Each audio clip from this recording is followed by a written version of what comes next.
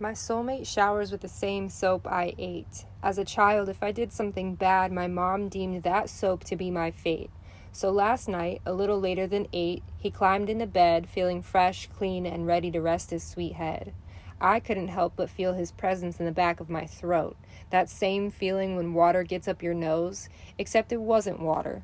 It was lime green film, the outcome of not being a good daughter. Irish Spring. My family has Irish heritage, and to think my only relation to my ancestors is eye-watering misery. Of course, I don't believe Irish Spring is actually made in Ireland, but my mom, she's a direct descendant. Somewhere along the line, the folklore was forgotten, the magic was misplaced, and awful, forceful run-ins with this soap was in its place. I even had to Google what Irish traditions were to write this piece.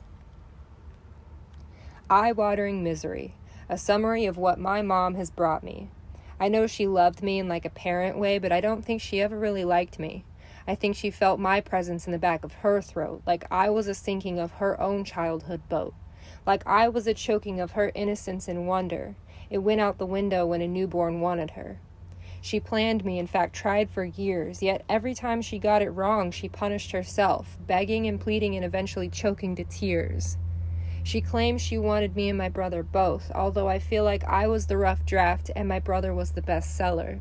See, I was scrapped over and over, erased and rewritten until a lovable version was found. But when he came, he was a joy to read from the day his spine was bound. Don't get me wrong, he and I would share the same bar sometimes, straight off the shower shelf. We would choke and cry and beg and plead, and after our punishment was received, he simply got over it, wiped his tears and snuggled in deep. I felt betrayed and disgusted, unending resentment. As a kid, I could hold a stubborn grudge, and at that young age of 7, I found myself wanting to shove that Irish Spring right back with aggression. But I'm not a kid anymore. I'm the adult resulting from the childhood trauma lore. My only magical wish would be to sit inside that bathroom once more, to make her stop, to tell her as a 23-year-old, I still choke when I have something to say. My throat closes up and my nose starts to sting, and this is the eye-watering misery that you bring. Don't think since you won't accept your defeat that I won't speak on the soap still stuck in my teeth. Guess which warnings are listed on the box's index? Stomach aches, acid reflux, or flawed personal complex. Yeah, it reads, keep away from your eyes, but you've deemed it safe enough to swallow if I tell a white lie. I was punished for being a child. Now having to find my voice to speak on this is fucking wild.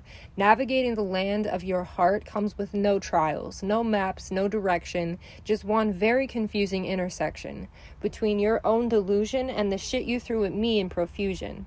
I'm leaving you no room for assuming. I stopped speaking to you to find my own voice. You'd never admit it, but these are the results of your choice. It's not the fact that you gave me something and took it away. I'm grieving over something I never had in the first place. Because of you, I will always fear being too wrong and too screwed. I will hear your criticisms louder than the world's praise. I will grow up and shudder when next to me the love of my life lays. But hey, Mom, cheers to the Irish ways.